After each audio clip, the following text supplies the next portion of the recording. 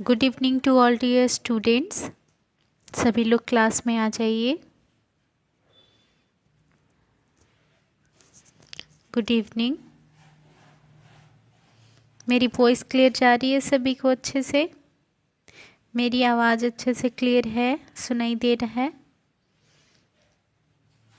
Comment करके बताइए। और स्क्रीन पे अच्छे से दिख रहा है सभी को? जो लिखा है स्क्रीन पे आप लोग को अच्छे से क्लियर है, विजिबल है? Very good evening. कमेंट करके बताएंगे सभी।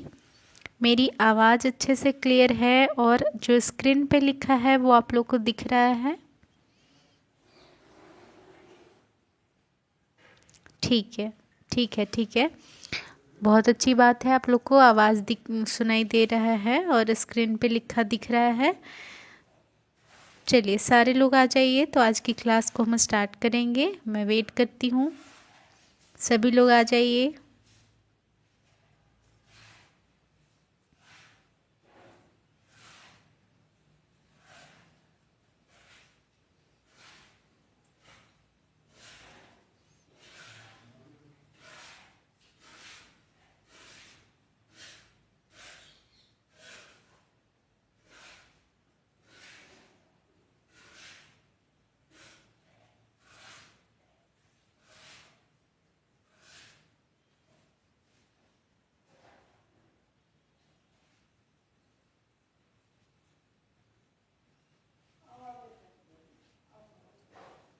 चलिए, तो सारे लोग आ गए, अभी क्लास को हम स्टार्ट करते हैं।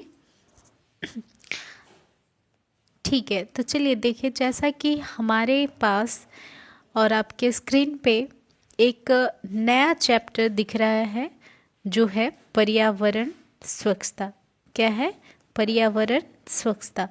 सबसे पहले आप लोग मुझे इस चैप्टर का ये जो आपका नाम दिख रहा है पर्यावरणीय स्वच्छता, ये क्या होता है इसके बारे में ज़रा आप लोग कमेंट कीजिए।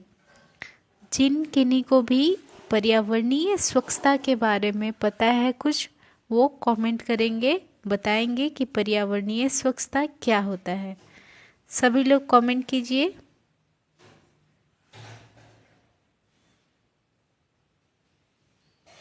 पर्यावरणीय स्वच्छता के बारे में आप लोग कमेंट करके बताइए कि क्या होता है।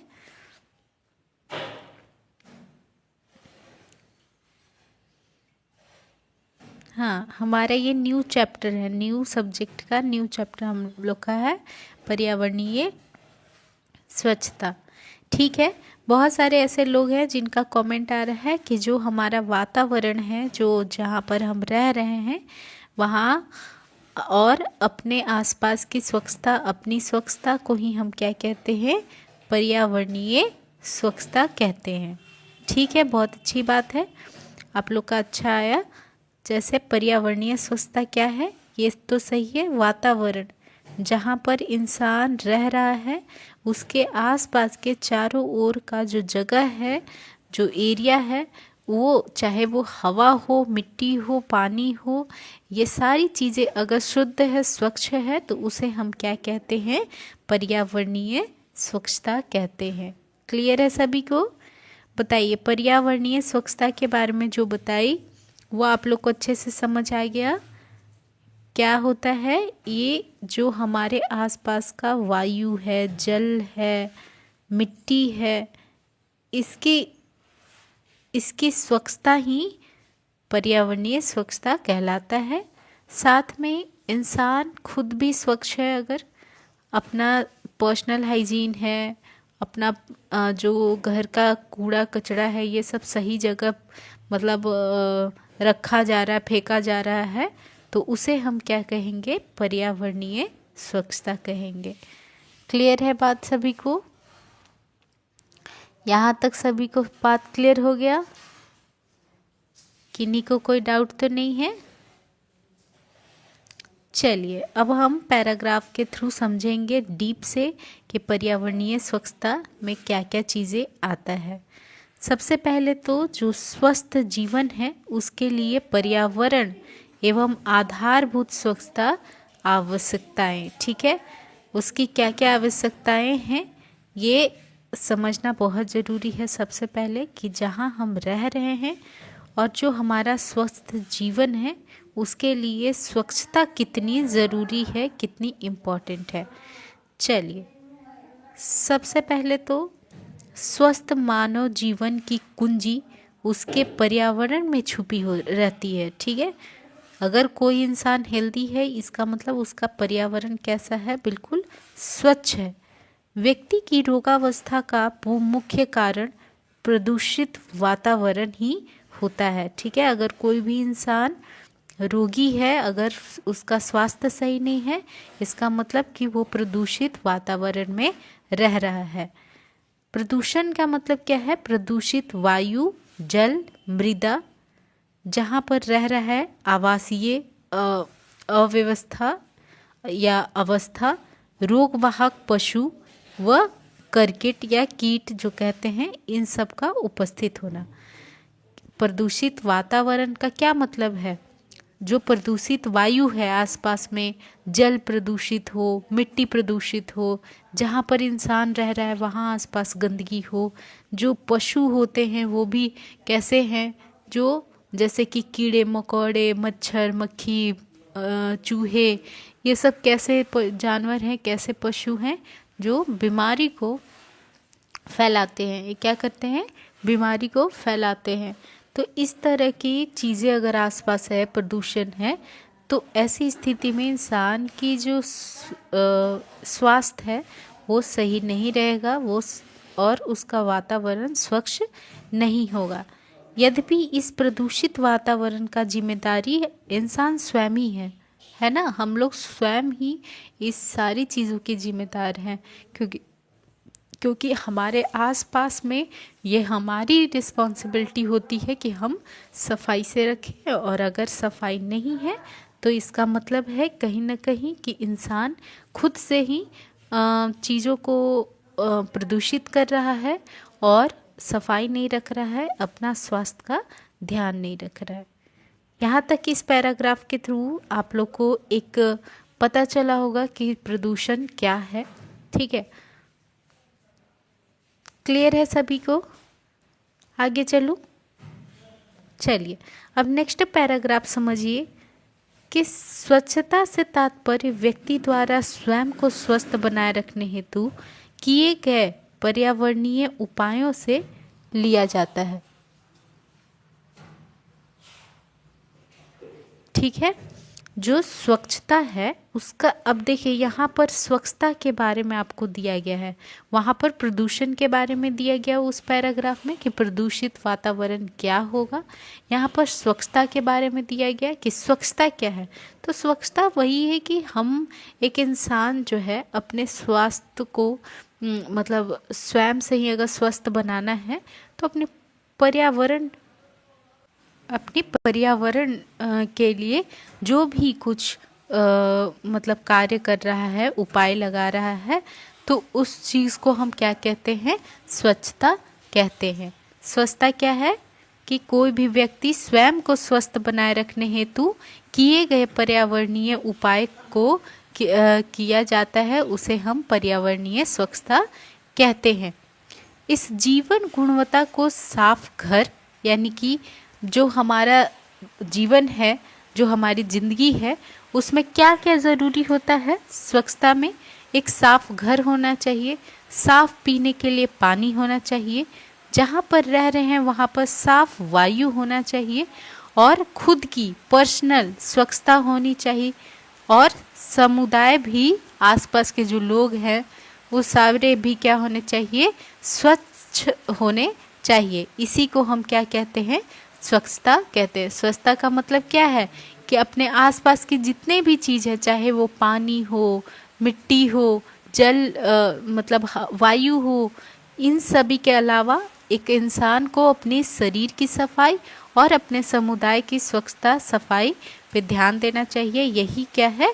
स्वच्छता कहलाता है। व्यक्ति द्वारा स्वस्थ जीवन जीने हेतु केवल स्वयं या घर का वातावरण ही जरूरी नहीं होता है कि सिर्फ वही चीज़ स्वच्छ हो जहाँ पर वो रह रहा है, बल्कि पूरे समुदाय की स्वच्छता रखना आवश्यक है। ठीक है, क्योंकि जहाँ पर इंसान रह रहा है, हम लोग रह रहे हैं, अगर हम सिर्फ अपने घर की सफाई रखें और आसपास की नहीं रखेंगे तो आसपास का प्रदूषण हमारे घर तक आ सकता है। जो हवा, मिट्टी, जल हम यूज़ कर रहे हैं और कई तरह के जो कीट वगैरह होते हैं, मच्छर मक्खियाँ होती हैं, तो आपको क्या लगता है कि अगर ये मतलब ऐसा नहीं होगा प्रॉपर, अगर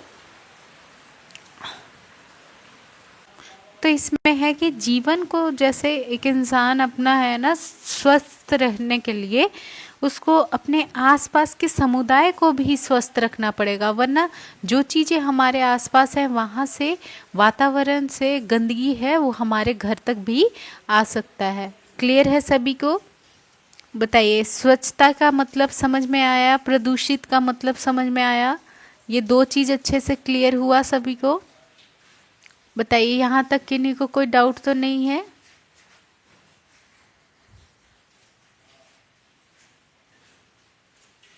चलिए, बहुत अच्छी बात है।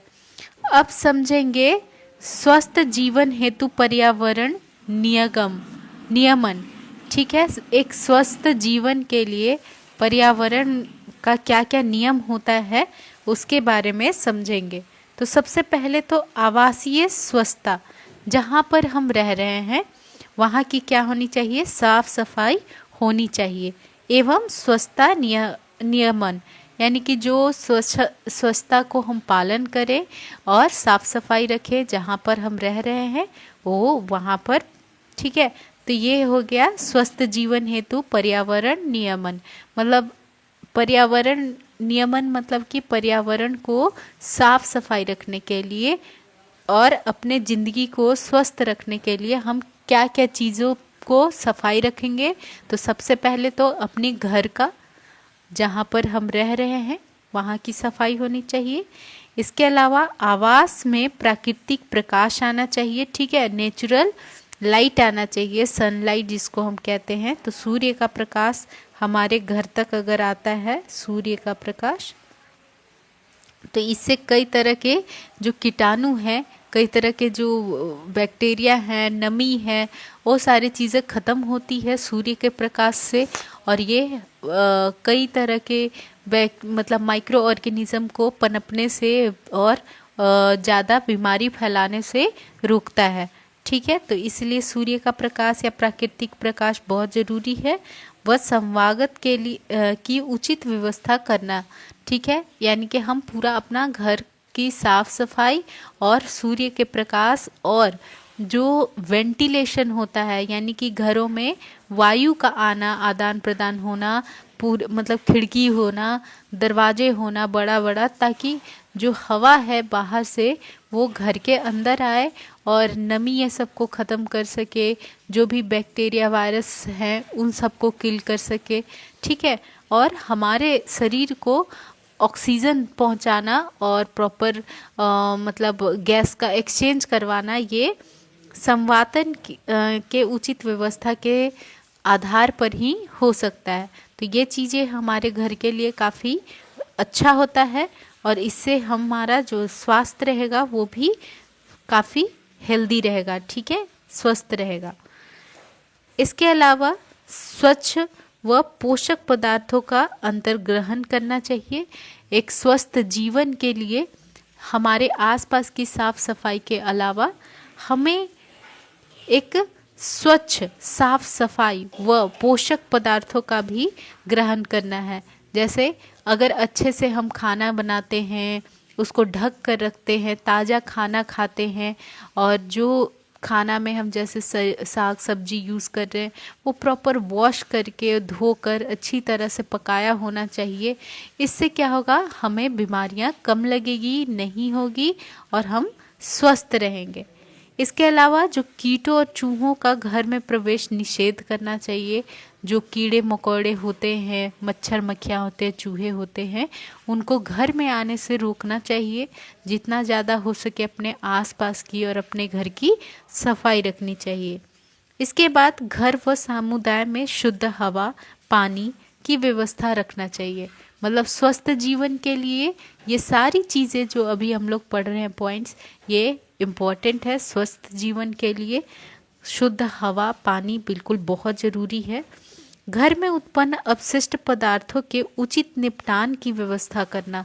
देखिए, जो भी घर का कूड़ा कचरा निकल रहा है उसको सही जगह पर फेंकना ही ये स्वस्थ जीवन के लिए उपयोगी है और ज़रूरी है। ये नहीं कि हम जहाँ तहाँ कूड़ा कचरा को फेंक रहे हैं, उससे फिर क्या है, जो भी कीड़े मकोड़े हैं, मच्छर मक्खियाँ हैं, वो पनपेंगे और बीमारी को उड़कर घर तक ला सकते हैं। इसीलिए घर का जो भी अपशिष्ट पदार्थ है उसको सही जगह पर निपटान करना चाहिए। इसके अलावा शौच क्रिया के लिए घरेलू शौचालय का उपलब्ध करवाना चाहिए, बहुत ज़रूरी है।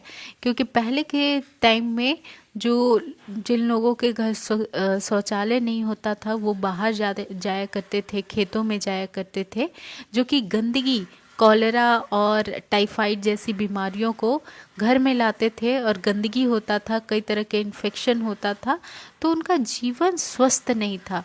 लेकिन जब शौचालय घर में रहा, एक सीमित जगह पे रहा, तो उससे क्या होगा कि जो बाहर की बीमारियां हैं वो फैलेगा नहीं, एक जगह रहेगा, स्वस्थता रहेगा। ठीक है, तो इसीलिए शौच क्रिया के लिए घर में शौचालय होना चाहिए।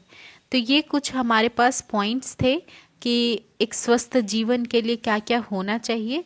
तो हमारे आसपास फिर से समझ लीजिए, एक बार रिवीजन कर रही हूँ, दोबारा बता रही हूँ कि स्वस्थ जीवन के लिए क्या क्या होना चाहिए। आवासीय स्वच्छता होना चाहिए, जहाँ पर हम रह रहे हैं वहाँ साफ सफाई होना चाहिए। आवास में यानी जहाँ हम रह रहे हैं वहाँ प्राकृतिक प्रकाश और वेंटिलेशन यानी कि संवातन की उचित व्यवस्था होनी चाहिए। आसपास में अच्छी तरह से जो हवा है वो आना चाहिए प्रॉपर, ताकि जो भी नमी है, बैक्टीरिया, वायरस, उसको किल किया जा सके, मारा जा सके।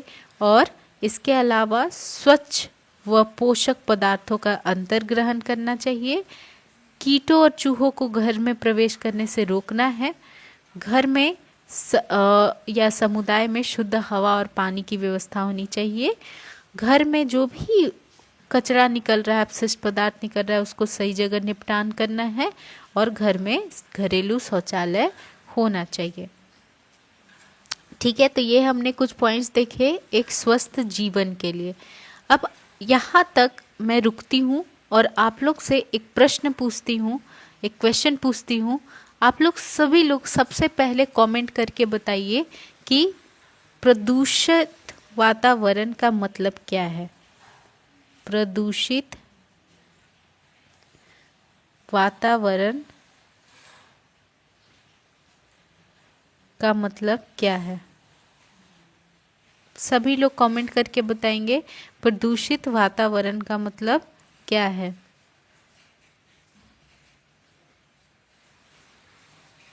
एक प्रदूषित वातावरण में क्या होता है बताएंगे? सारे लोग कमेंट करके बताइए। चलिए सभी बताइए प्रदूषित वातावरण क्या है।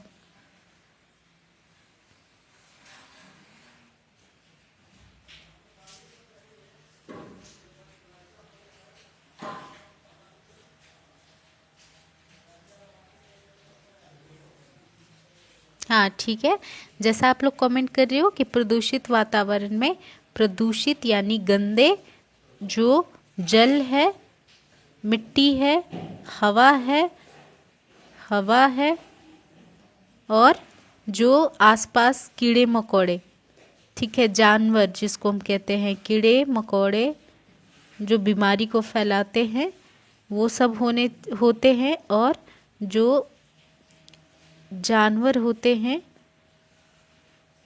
ये सब होते हैं एक प्रदूषित वातावरण के अंदर। ठीक है, जहाँ इंसान रहता है उसके अगर आसपास प्रदूषित जल है, प्रदूषित मिट्टी, हवा, कीड़े मकोड़े और ऐसे जानवर हैं जो बीमारी को फैला रहे हैं, जैसे मच्छर, मक्खी, चूहे, तो इसे हम क्या कहते हैं? प्रदूषित वातावरण कहते हैं। बिल्कुल सही। अब आप लोग ज़रा मुझे ये बताएंगे कमेंट करके, यहाँ तक क्लियर हुआ? प्रदूषित वातावरण क्लियर है बिल्कुल। अब आप लोग कमेंट करके बताइए कि स्वच्छता क्या है। स्वच्छता क्या है? स्वच्छता के बारे में आप लोग कमेंट करके बताइए। सभी लोग स्वच्छता के बारे में कमेंट करेंगे। चलिए, स्वच्छता या साफ सफाई क्या है?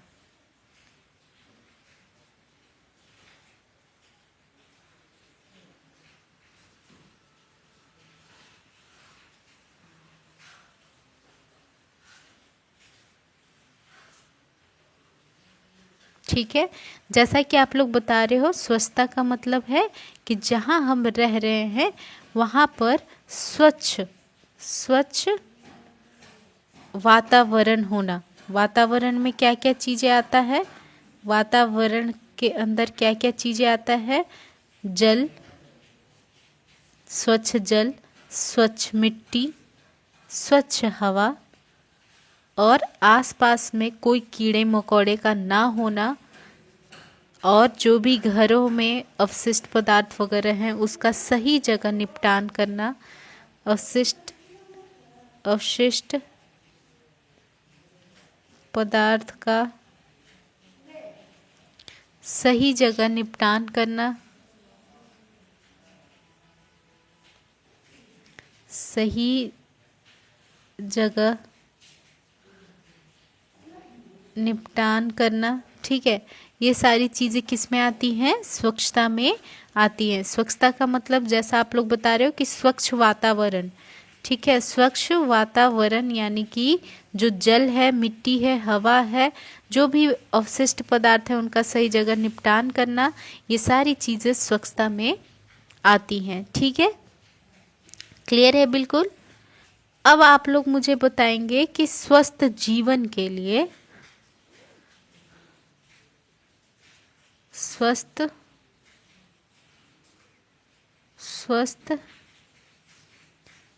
जीवन के लिए स्वस्थ जीवन के लिए क्या क्या चीज़ें आवश्यक होता है? स्वस्थ जीवन के लिए क्या क्या चीज़ें आवश्यक है? हेल्दी लाइफ के लिए क्या क्या चीज़ें आवश्यक है? कमेंट करके बताइए। हेल्दी लाइफ के लिए कैसा वातावरण होना चाहिए? क्या क्या चीज़ें होना चाहिए? हेल्दी लाइफ सारे लोग बताएंगे।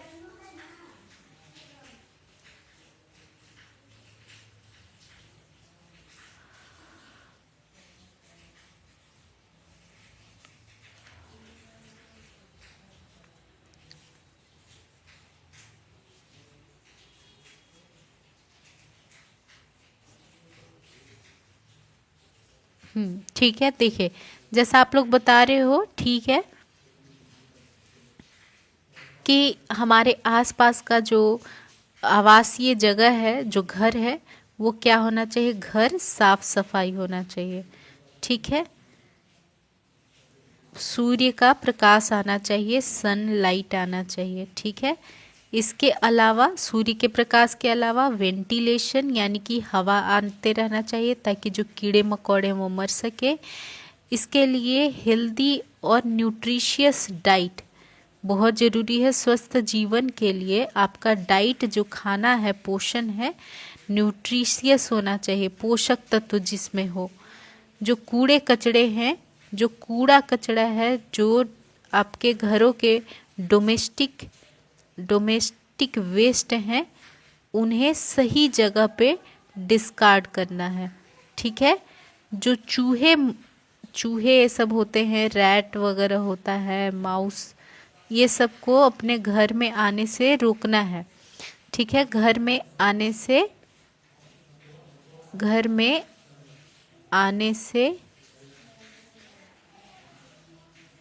रोकना है। क्लियर है? इसके अलावा शौचालय, घरेलू शौचालय होना चाहिए। घर में शौचालय होना चाहिए। घर में शौचालय होना चाहिए। ठीक है, तो ये सारी चीज़ें एक स्वस्थ जीवन के लिए काफ़ी ज़रूरी होता है। ठीक है, आप लोग को क्लियर है यहाँ तक? बताइए सभी लोग, कमेंट करके बताइए। यहाँ तक सभी को क्लियर हुआ तभी हम आगे बढ़ेंगे।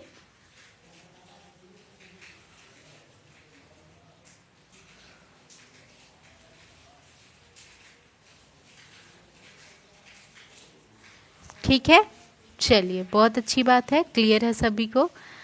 अब हम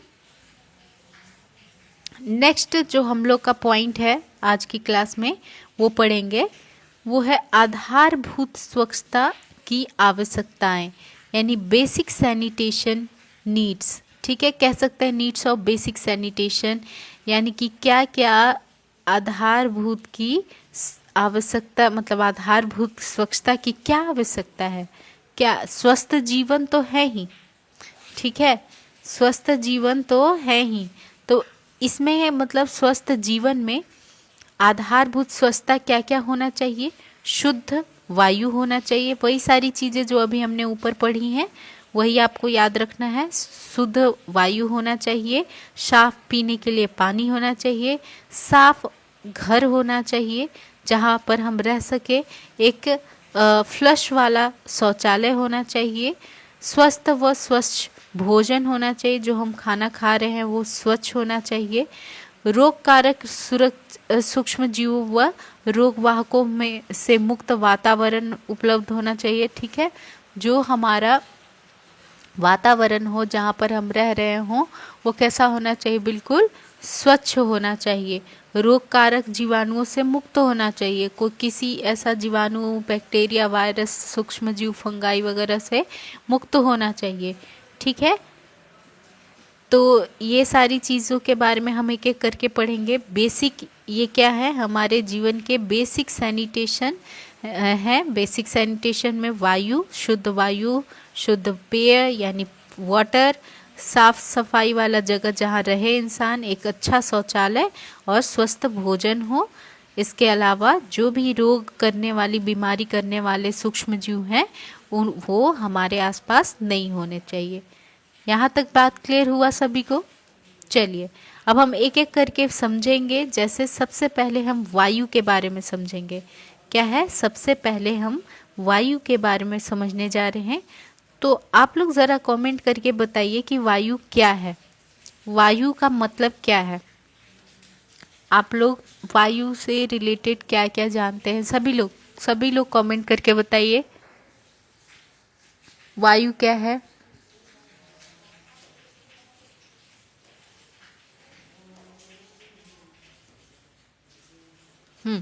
वायु क्या है कि हमारे जीवन के लिए बहुत ज़रूरी है, सांस लेने के लिए ज़रूरी है। ठीक है, इसमें ऑक्सीजन और कार्बन डाइऑक्साइड होता है।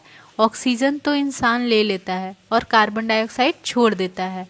इसमें और भी तरह के गैसेस होते हैं, नाइट्रोजन, फ्लोरीन वगैरह होता है, और भी कई आर्गन जो होता है उस तरह के गैसेस होते हैं। तो कई तरह के इसमें गैसेस का मिश्रण होता है वायु में, और ये हमारे जीवन के लिए बहुत ज़रूरी है क्योंकि इसमें ऑक्सीजन है और ऑक्सीजन हमारे शरीर को ऊर्जा प्रदान करता है किसी भी काम को करने के लिए। तो बिना वायु का, बिना ऑक्सीजन का हम जीवित नहीं रह सकते हैं, इसलिए ये काफ़ी इम्पोर्टेंट है। तो चलिए हम समझते हैं यहाँ पैराग्राफ के थ्रू कि इसमें क्या क्या आपको समझाने के लिए लिखा है कि वायु सभी सजीवों के लिए अपनी दैनिक श्वसन क्रिया के लिए आवश्यक है। पेड़ पौधे वायु में उपस्थित कार्बन डाइऑक्साइड से प्रकाश संश्लेषण की क्रिया करके ऊर्जा संग्रहित करते हैं और ऑक्सीजन प्रकृति में छोड़ देते हैं। वही ऑक्सीजन श्वसन क्रिया में हम लोग उपयोग करते हैं। इस प्रकार वायुमंडल में गैसों का स्तर नियत बना रहता है। ठीक है, जो पेड़ पौधे हैं और जो इंसान है, पेड़ पौधे और इंसानों के बीच में ये जो पेड़ पौधे हैं ये क्या करते हैं कि ये जो है ऑक्सीजन को, समझिए ये क्या है, CO2 को, कार्बन डाइऑक्साइड को लेते हैं और सूर्य की उपस्थिति में यहाँ पर आप लोग को दिख रहा है अच्छे से, इससे बना दे रही हूँ, सूर्य ये है, सन है, तो सन से ये क्या है, लाइट को लेते हैं और फिर लाइट को लेकर फिर ये क्या बनाते हैं, CO2 का उपयोग करके, CO2 और सन का उपयोग करके ये क्या है, सनलाइट यहाँ पर लिख लीजिए। ठीक है, उपयोग करके एनर्जी बनाते हैं, ऊर्जा बनाते हैं। इसको हम क्या कहते हैं, इस प्रोसेस को, जब पेड़ इस तरह का क्रिया करते हैं, प्रोसेस करते हैं जिसमें सनलाइट का यूज़ करके और CO2 का यूज़ करके एनर्जी बना रहे हैं, इसे हम कहते हैं फोटोसिंथेसिस। क्या कहते हैं? फोटोसिंथेसिस। फोटोसिंथेसिस। अब समझिए, ये जैसे ही एनर्जी बनाते हैं इसके साथ ऑक्सीजन को छोड़ते हैं। क्या है? इसके साथ ऑक्सीजन को हमारे वायुमंडल में, वातावरण में छोड़ देते हैं और इसी ऑक्सीजन का उपयोग मनुष्य करता है। इस ऑक्सीजन का उपयोग कौन करता है? इस ऑक्सीजन का उपयोग कौन करता है? एक मनुष्य करता है, ऑक्सीजन लेता है और फिर वो इस ऑक्सीजन से और जो हम खाना खाते हैं ग्लूकोज, इसका उपयोग करके और एनर्जी बनाता है। ठीक है, एनर्जी और हीट बनाता है, हीट प्रोड्यूस करता है। इस पूरे प्रक्रिया में ऑक्सीजन जो पेड़ पौधों ने छोड़ा उसका उपयोग किया जा रहा है। ठीक है, तो कुछ इस प्रकार से वातावरण में ऑक्सीजन और कार्बन डाइऑक्साइड, ये जो आपके सामने ऑक्सीजन और यहाँ कार्बन डाइऑक्साइड, ये दोनों चीज़ें मेंटेन रहता है। ठीक है, दोनों चीज़ें मेंटेन रहता है। इंसान जो है ऑक्सीजन का ग्लूकोज के साथ उपयोग करके एनर्जी बनाया, ऊर्जा बनाया और कार्बन डाइऑक्साइड छोड़ता है और इसी छोड़े गए कार्बन डाइऑक्साइड को पेड़ पौधे प्रकाश सनलाइट के उपस्थिति में कार्बन डाइऑक्साइड से रिएक्शन करके एनर्जी बनाते हैं और ऑक्सीजन छोड़ते हैं। इस प्रक्रिया को हम फोटोसिंथेसिस कहते हैं। बताइए, आप लोग को यहाँ तक क्लियर हुआ? सभी को जो स्क्रीन पे मैं समझाई यहाँ तक क्लियर हुआ? समझ में आ गया कि वायुमंडल में ऑक्सीजन और कार्बन डाइऑक्साइड को कैसे मेंटेन करके रखा गया है, बैलेंस करके रखा गया है। पेड़ पौधे और इंसान दोनों ही इस चीज़ को वायुमंडल में मेंटेन करके रखते हैं।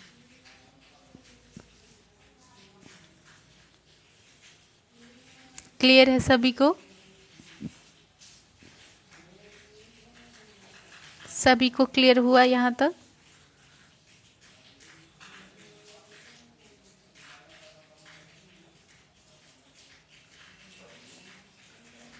ठीक है, ठीक है। अब चलिए हम आगे बढ़ते हैं और जानते हैं कि जो वायुमंडल में हमारा बहुत सारे गैसेस होते हैं वायु में, वो कौन कौन से गैसेस होते हैं और कितनी मात्रा में होते हैं। आपके स्क्रीन पे ये जो दिख रहा है, यहाँ पर आपको अलग अलग तरह के गैस जो वायुमंडल में, वायु में प्रेजेंट है उसके बारे में है। सबसे पहले तो नाइट्रोजन, जो कि सबसे ज़्यादा मात्रा में नाइट्रोजन हमारे वायुमंडल में होता है। 78.03% इसकी मात्रा होती है और ये हमारे वायुमंडल में पाई जाने वाला सबसे ज़्यादा गैस होता है नाइट्रोजन। ठीक है, इसके बाद ऑक्सीजन जो है वो 20.99 मतलब 99, कहने का मतलब 21% ये जो होता है प्रेजेंट होता है। इसके अलावा आर्गन 0.94%, कार्बन डाइऑक्साइड 0.03% और अन्य गैसेस जैसे हाइड्रोजन, नियॉन, क्रिप्टॉन, ओजोन, ये 0.01% पाए जाते हैं हमारे वातावरण में। तो आपको दो चीज़ याद रखना है, तीन चीज़, कार्बन डाइऑक्साइड की मात्रा हमारे वातावरण में कितनी है, ऑक्सीजन की कितनी है और नाइट्रोजन की कितनी है, और सबसे ज़्यादा कौन सा गैस हमारे वातावरण में प्रेजेंट है। आपको यहाँ से क्वेश्चन देखने को मिलेगा, इसलिए ये ज़रूर याद रखना है कि कौन सी गैस सबसे ज़्यादा है हमारे वातावरण में, ऑक्सीजन की मात्रा कितनी है और कार्बन डाइऑक्साइड की मात्रा कितनी है। ये आपके एग्ज़ाम के व्यू से बहुत ही इम्पॉर्टेंट है। बताइए, यहाँ तक सभी को क्लियर हो गया? यहाँ तक सभी को क्लियर हो गया?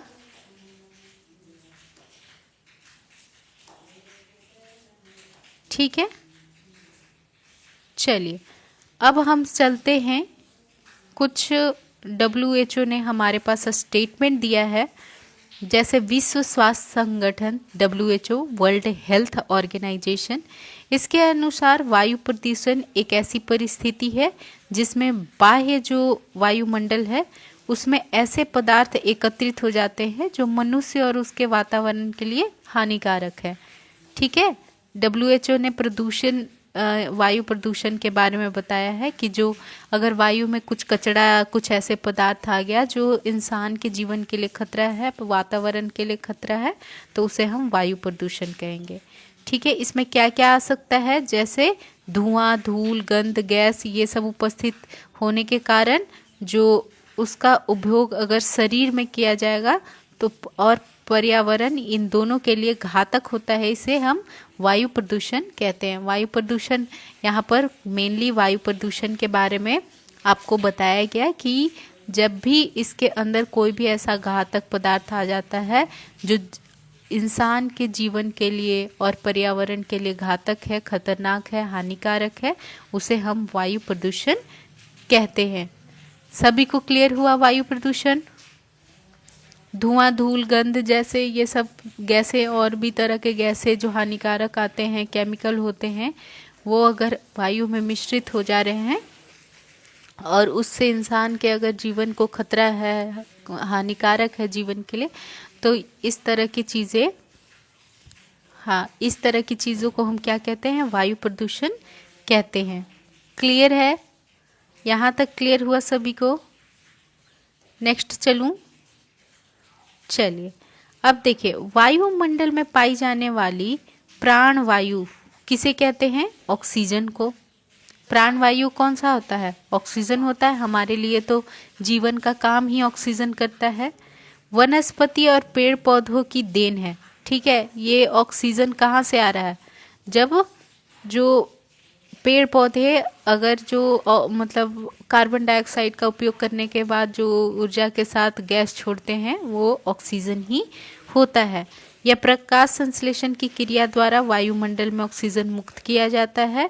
वायुमंडल को तापक्रम एवं वायु दाब के अनुसार 5 भागों में विभक्त किया गया।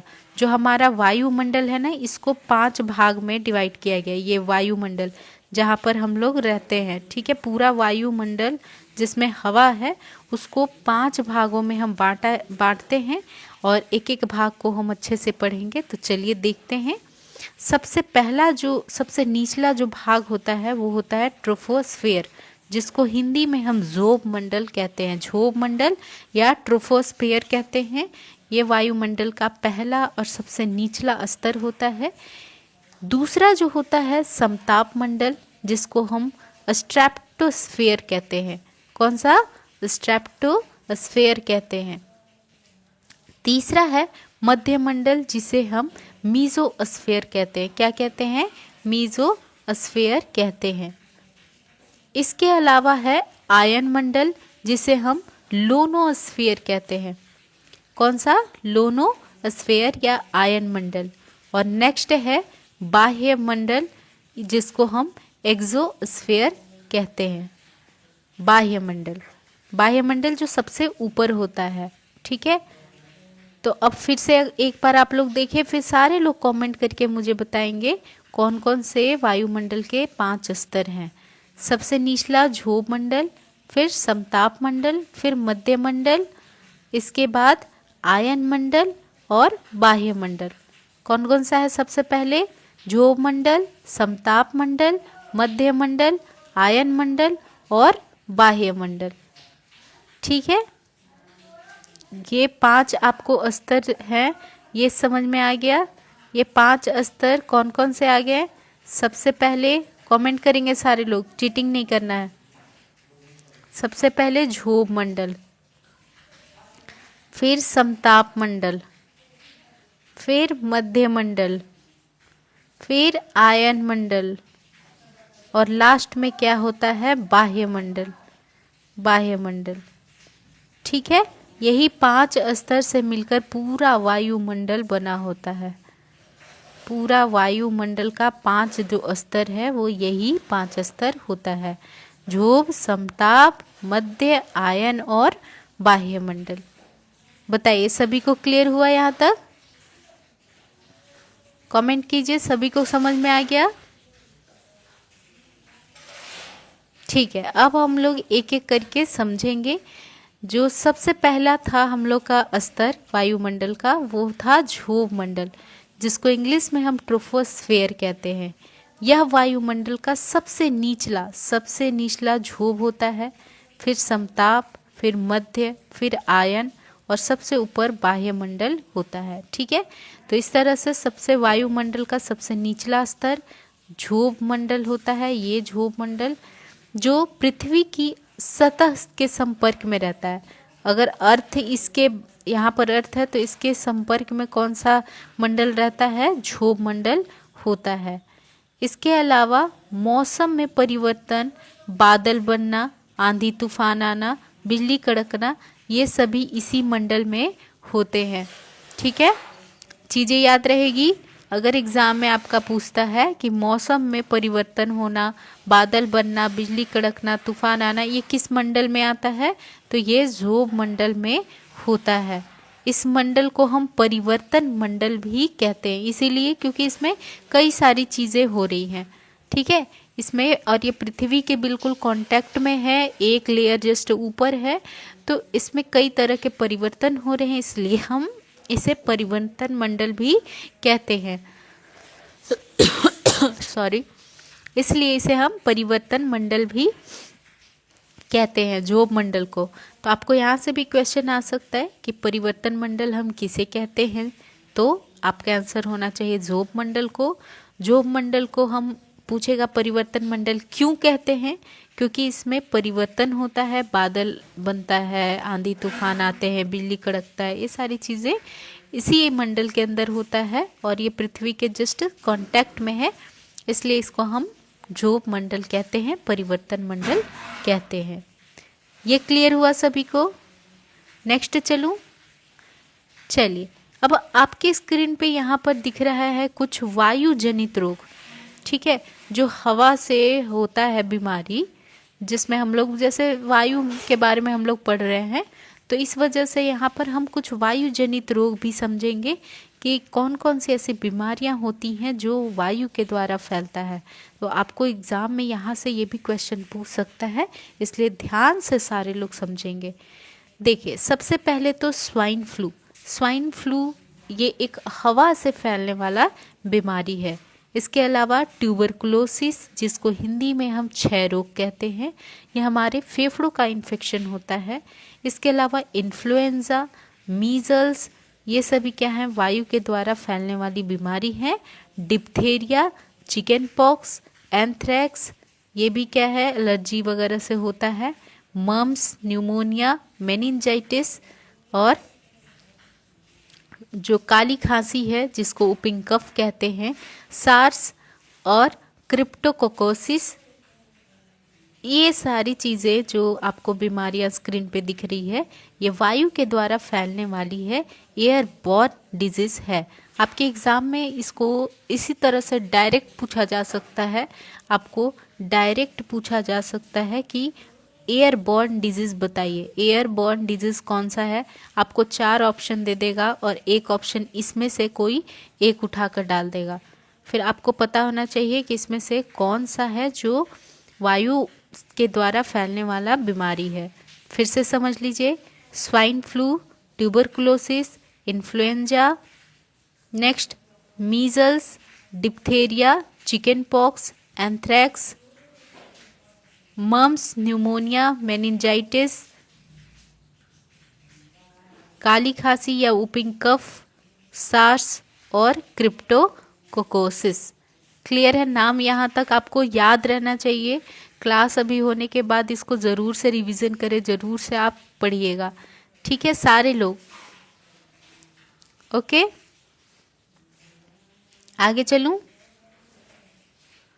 ठीक है, अब समझेंगे वायु प्रदूषक, यानी क्या क्या चीज़ें ऐसे होती हैं जो हमारे आसपास के वातावरण को प्रदूषित करते हैं, वायु को प्रदूषित करते हैं। स्पेशली जो वायु को प्रदूषित करने वाले चीज़ हैं वो 3 भागों में उनको बांटा गया है प्रकृति के अनुसार।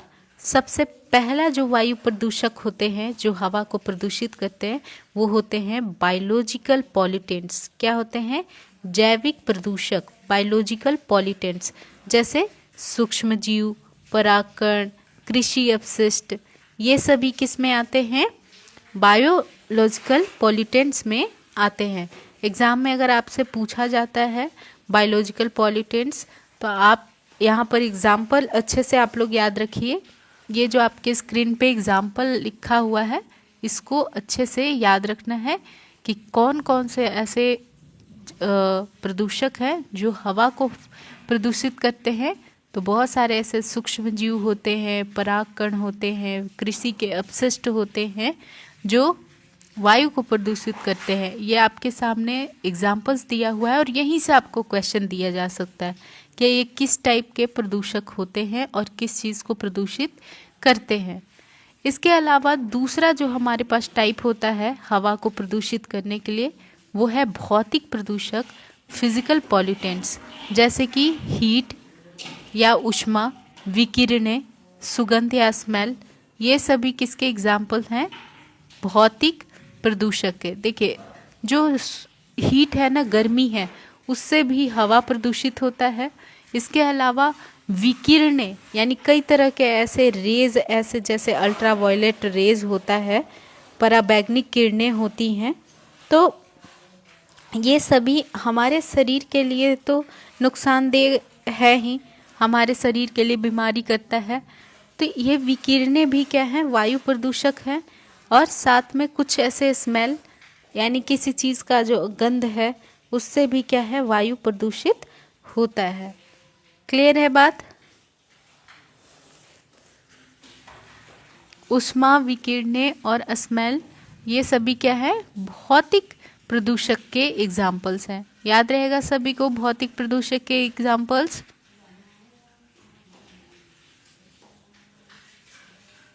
ठीक है। और तीसरा प्रदूषक जो होता है वायु प्रदूषक वो है रासायनिक प्रदूषक। कौन सा है? रासायनिक प्रदूषक, जिसको हम क्या बोलते हैं? Chemical pollutants. क्या बोलते हैं? Chemical pollutants.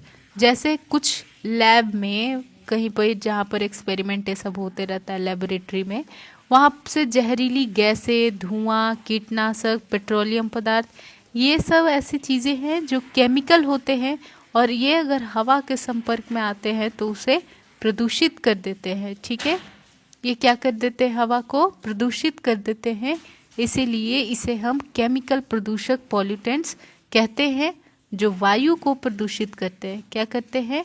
ये वायु को प्रदूषित करने का काम करते हैं। ठीक है, जहरीली गैसें, धुआं, कीटनाशक, पेट्रोलियम पदार्थ, याद रहेगा ये सभी?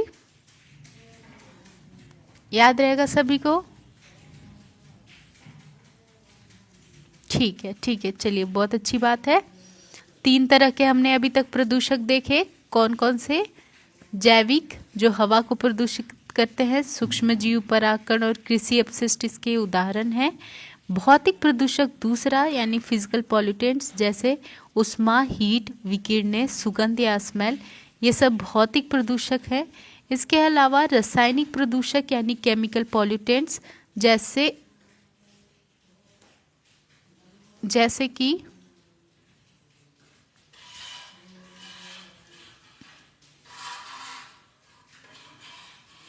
कि जहरीली गैसें, धुआं, कीटनाशक, पेट्रोलियम पदार्थ, ये सभी। ठीक है, तो ये 3 टाइप आपके स्क्रीन पे जैविक प्रदूषक, भौतिक प्रदूषक और रासायनिक प्रदूषक दिख गए। ये हवा को प्रदूषित करने वाले कारक होते हैं।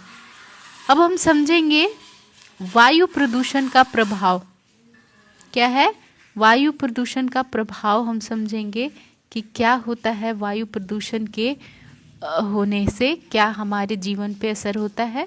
तो मनुष्य एवं जीव जंतुओं को श्वसन क्रिया के लिए वायु की आवश्यकता होती है, लेकिन अगर वायु प्रदूषण के कारण मनुष्य और जीव जंतु अपनी वायु संबंधी आवश्यकताओं को पूरा करने के लिए प्रदूषित वायु ग्रहण करनी पड़ रही है, जिसके कारण कई प्रकार की श्वसन त्वचीय रोग शरीर में उत्पन्न हो रहा है। इसकी स्थिति मुंबई और कोलकाता जैसे औद्योगिक शहरों में बेहद खराब है, बहुत ज़्यादा है। और कोलकाता एक ऐसा शहर है जहां लगभग 1300 टन प्रदूषक वायुमंडल में छोड़ा जाता है। इसे हम स्मॉग सिटी ऑफ इंडिया कहते हैं। किसे? कोलकाता को। ठीक है, तो इतना याद रखना है आपको, इतना नहीं मतलब समझना है। यहाँ से आपको एक जनरल क्वेश्चन भी मिल गया कि स्मॉग सिटी ऑफ इंडिया किसे कहते हैं?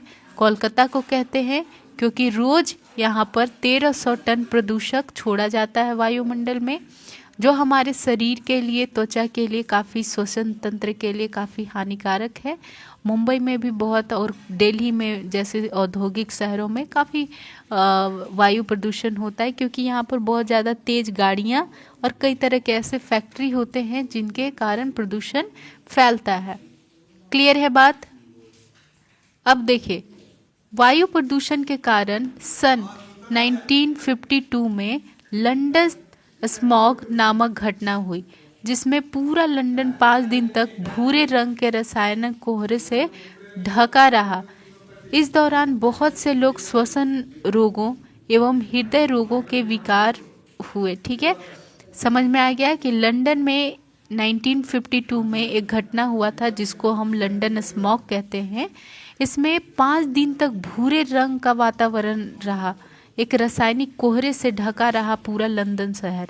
इससे लोगों को श्वसन और हृदय की बीमारियां हुई। ठीक है, इससे हृदय की और श्वसन की बीमारी हुई। 5 दिन तक पूरे लंदन भूरे रंग से ढका रहा। इसको हम लंदन स्मॉग के नाम से जानते हैं इस घटना को। और ये कब हुआ था? 1952 में हुआ था। क्लियर है बात? सभी को अच्छे से क्लियर हुआ, समझ में आया? अब चलिए नेक्स्ट समझिए, वायु प्रदूषण का जलवायु पर क्या प्रभाव पड़ता है। वायु प्रदूषण होने से हमारा जलवायु पर क्या प्रभाव पड़ता है कि ये बहुत गहरे रूप से प्रभावित करता है। उदाहरण के लिए शहर अपने निकट गांव की तुलना में अधिक गर्म होता है। ठीक है, इसका कारण यह है कि घनी आबादी वाले शहरी क्षेत्र भारी मात्रा में वायु प्रदूषक के शिकार हैं। गर्मी के कारण बनने वाली ऊष्मा जैव ऊष्मा या बायोलॉजिकल हीट कहलाती है। ठीक है, गर्मी के कारण जो ऊष्मा बन रहा है, क्योंकि यहाँ पर बहुत सारे लोग हैं, यहाँ पर भीड़ ज़्यादा है, शहरी क्षेत्रों में भीड़ ज़्यादा है, क्राउड है, उसके कारण क्या होता है? गर्मी होता है, और गर्मी से ऊष्मा बनता है जिसे हम बायोलॉजिकल हीट कहते हैं। और गांव में ऐसा बहुत कम होता है, क्योंकि वहाँ पर पेड़ पौधे होते हैं, कम आबादी होता है, कम औद्योगिकरण होता है, तो इन कारणों से गांव में उतना ज़्यादा प्रभाव तो नहीं पड़ता है वायु प्रदूषण का, लेकिन शहरों में इसकी मात्रा काफ़ी देखने को मिलता है। और इसके कारण गर्मी बढ़ता है, ऊष्मा बढ़ता है, जिसे हम जैव ऊष्मा या बायोलॉजिकल हीट कहते हैं। क्लियर है सभी को? अब समझेंगे एसिड रेन क्या है। एसिड रेन, देखिए एसिड रेन क्या है, आप लोग को ये पता होगा। एसिड रेन कि वायु प्रदूषण के कारण जो अम्लीय वर्षा जैसी समस्या सामना करना पड़ता है। वायुमंडल में प्रदूषकों के कारण मुक्त होने वाला जो नाइट्रस ऑक्साइड है और सल्फर डाइऑक्साइड है, ये गैसें अम्लीय वर्षा का मुख्य कारण होता है। इन गैसों के वर्षा के साथ घुलने से वर्षा की प्रकृति अम्लीय हो जाती है, और इसको हम अम्लीय वर्षा से पूरे पारिस्थितिकी तंत्र पर नकारात्मक प्रभाव पड़ता है। अब समझिए एसिड रेन क्या होता है। जैसे एसिड रेन होता ये है कि बहुत सारे ऐसे वायु प्रदूषक होते हैं जो हवा को प्रदूषित कर रहे हैं, कुछ ऐसे अम्लीय वर्षा करवाते हैं, और इन प्रदूषकों के कारण क्या होता है, नाइट्रस ऑक्साइड और सल्फर डाइऑक्साइड, ये 2 गैस आप लोग याद रखिएगा। जहाँ भी एसिड रेन का बात आता है, ये 2 गैस आपको याद रखना है। ये क्या होते हैं, अम्लीय वर्षा करवाते हैं। ये गैस ऐसे होते हैं ना जो अम्लीय वर्षा करवाते हैं, एसिड रेन करवाते हैं। ठीक है, एसिड रेन करवाते हैं, तो ये अम्लीय वर्षा करवाते हैं। और इस गैस का जब ये बारिश के पानी में घुलता है तो उससे बारिश का पानी प्रकृति कैसा हो जाता है, अम्लीय हो जाता है, क्योंकि ये गैस भी क्या है, अम्लीय है। ठीक है, ऐसी स्थिति में एक नकारात्मक प्रभाव पड़ता है हमारे हेल्थ को एसिड रेन से। क्लियर है? नाइट्रस ऑक्साइड और सल्फर डाइऑक्साइड ये दो गैस ऐसे हैं जो बारिश के पानी को घुलकर अम्लीय बनाते हैं और इससे हमारे स्वास्थ्य को नकारात्मक प्रभाव पड़ता है। आगे बढ़े, चलिए। इसके अलावा ओजोन परत पर वायु प्रदूषण का प्रभाव। देखिए, ओजोन परत के बारे में आप लोग नाम सुने होंगे, effect of air pollutants on ozone परत, तो ओजोन लेयर। तो ओजोन परत जो है ना वो एक लेयर है हमारे पृथ्वी के चारों ओर, और इसमें प्रदूषण के कारण क्या होता है, बहुत ही गहरा प्रभाव पड़ता है जब वायु प्रदूषण होता है। तो देखिए, वायुमंडल में स्थित समताप मंडल जो होता है, समताप मंडल जो दूसरी लेयर है, उसी में ओजोन परत पाई जाती है। पहले होता है झोप मंडल, फिर होता है समताप। तो समताप मंडल में ही ओजोन परत पाया जाता है। ये सूर्य से आने वाली पराबैंगनी किरणों से हमारे शरीर को रक्षा करता है। किससे? पराबैंगनी किरणों से। वायु प्रदूषकों के कारण जो भी हम पॉल्यूटेंट्स देखते हैं, कई तरह के गैसेस हो गए, कई तरह के जैविक कारक जो हम पढ़ें, भौतिक कारक पढ़े, रासायनिक कारक पढ़े, तो ये प्रदूषकों के कारण ओजोन परत विघटन होता है, खत्म होने लगता है, उसमें छेद हो जाता है। और उस प्रदूषण के कारण अध्ययनों से पता चलता है कि इससे जो सबसे ज़्यादा CFC क्लोरोफ्लोरोकार्बन गैस जो है उसके कारण ओजोन में छेद होता है और ओजोन विघटन होता है। यह गैस अगर लंबे समय तक वातावरण में रह जाता है तो ओजोन परत की पूरी तरह क्षति हो जाती है, जो कि हमारे शरीर के लिए नुकसानदायक है, क्योंकि सूर्य से आने वाली पराबैंगनी किरणों से बचाने का काम यही ओजोन लेयर करते हैं। और ये इस मेनली CFC क्लोरोफ्लोरोकार्बन जैसी गैस से क्षति हो रहा है, और ये हमारे फिर पूरे वातावरण से नष्ट हो जाएगा और हमारे शरीर को पराबैंगनी किरणों से बचाने के लिए नहीं रहेगा। तो ये वायु प्रदूषक के कारण हो रहा है, ओजोन लेयर में होल हो जाता है, छेद हो जाता है। ठीक है, अब समझिए ग्लोबल वार्मिंग क्या है। क्या है ग्लोबल वार्मिंग? क्या है वैश्विक तापन क्या होता है?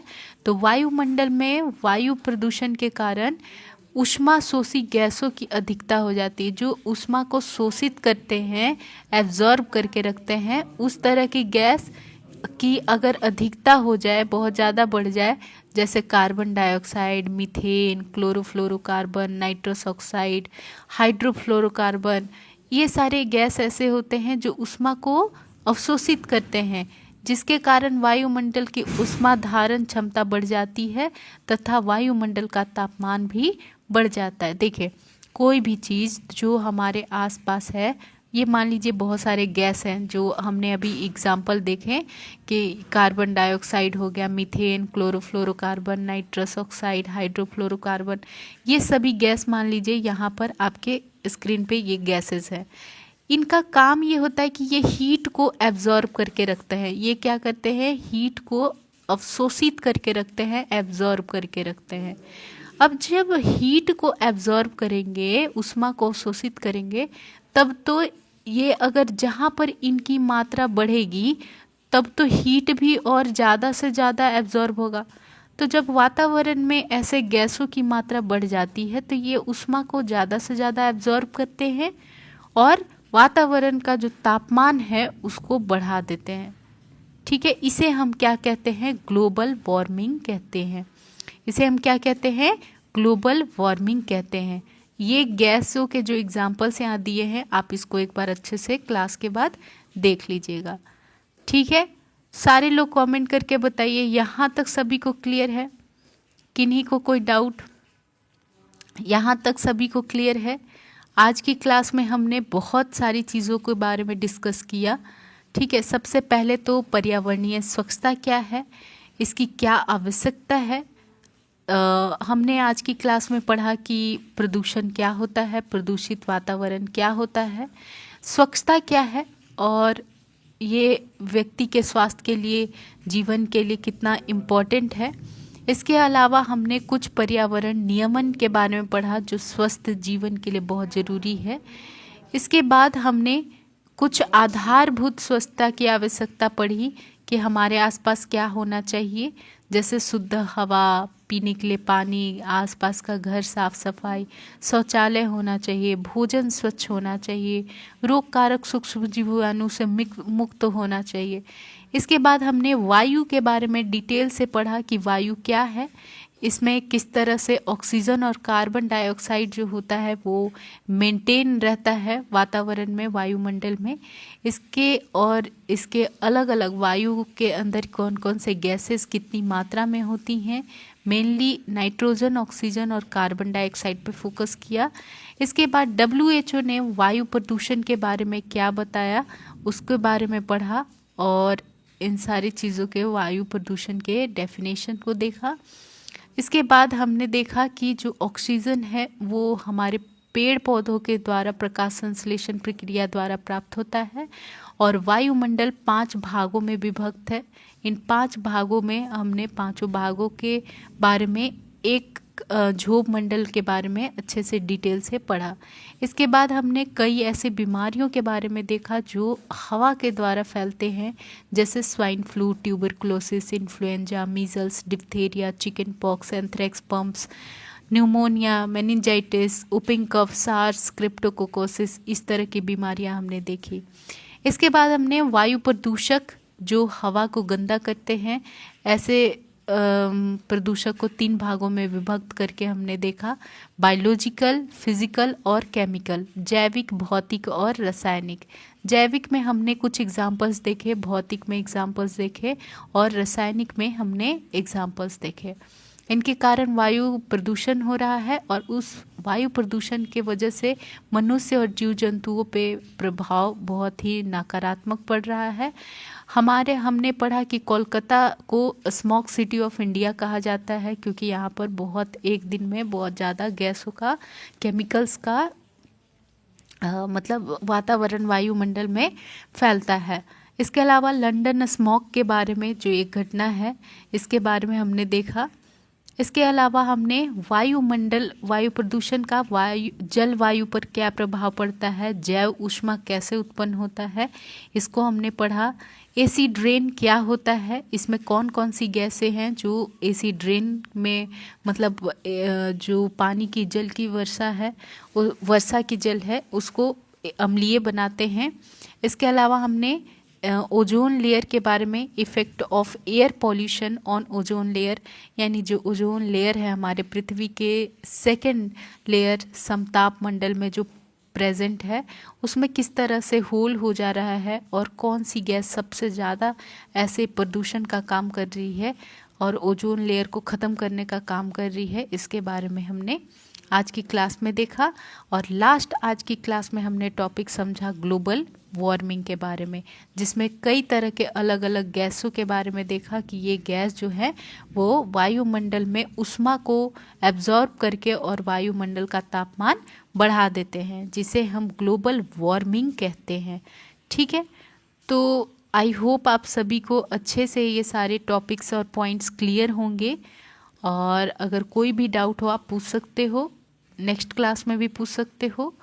और आज की क्लास में आप लोग क्लास होने के बाद रिवीजन कीजिए। आज की क्लास के लिए बस इतना ही, फिर मिलते हैं हम नेक्स्ट लेक्चर में। Thank you so much, take care, अच्छे से स्टडी कीजिए।